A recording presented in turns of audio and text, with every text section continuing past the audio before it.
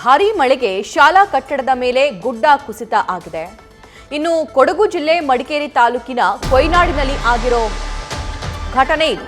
ಸರ್ಕಾರಿ ಶಾಲಾ ಗೋಡೆಯ ಮೇಲೆ ಈ ಗುಡ್ಡ ಕುಸಿತ ಆಗಿದೆ, ಮಣ್ಣು ಬಿದ್ದಿದೆ. ಈ ಮಣ್ಣು ಬಿದ್ದಿರೋದ್ರಿಂದ ಸಾಕಷ್ಟು ಅವಾಂತರ ಸೃಷ್ಟಿಯಾಗಿದೆ. 100ಕ್ಕೂ ಹೆಚ್ಚು ವಿದ್ಯಾರ್ಥಿಗಳು ವಿದ್ಯಾಭ್ಯಾಸ ಮಾಡ್ತಾ ಇದ್ದಂತಹ ಶಾಲೆಯದು.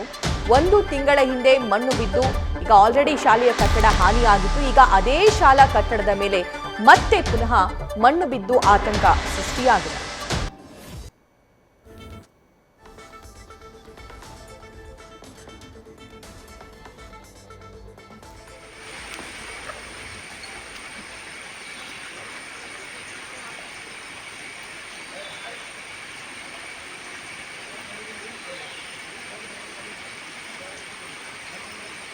ಕೊಡಗು ಜಿಲ್ಲೆ ಮಡಿಕೇರಿ ತಾಲೂಕಿನ ಕೊಯ್ನಾಡಿನಲ್ಲಿ ಶಾಲೆಯ ಮೇಲೆ ಈ ಗುಡ್ಡದ ಮಣ್ಣು ಕುಸಿದು ಬಿದ್ದಿದೆ. ದೃಶ್ಯದಲ್ಲಿ ಗಮನಿಸ್ತಾ ಇದ್ದೀರಾ.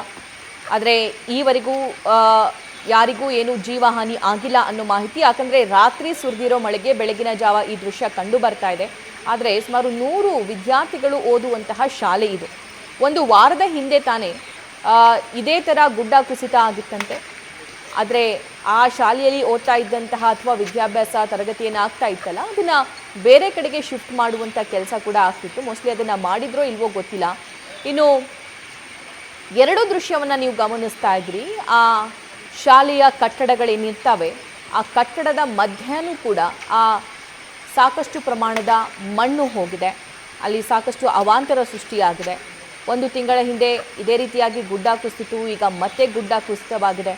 ಸೊ ಬಿಟ್ಟು ಬಿಡದೆ ಮಳೆ ಆಗ್ತಾ ಇದೆ. ಆ ಗುಡ್ಡ ಮುಂಬರುವಂತಹ ದಿನದಲ್ಲಿ ಸಂಪೂರ್ಣ ಕುಸಿಯುವಂತಹ ಆತಂಕ ಕೂಡ ಎದುರಾಗಿದೆ.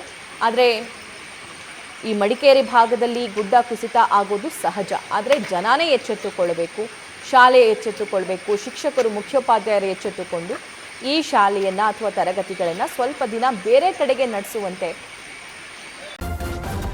ನ್ಯೂಸ್ ಫಸ್ಟ್ ನಿರ್ಭೀತಿಯಿಂದ ನಿಮ್ಮ ಪರವಾಗಿ.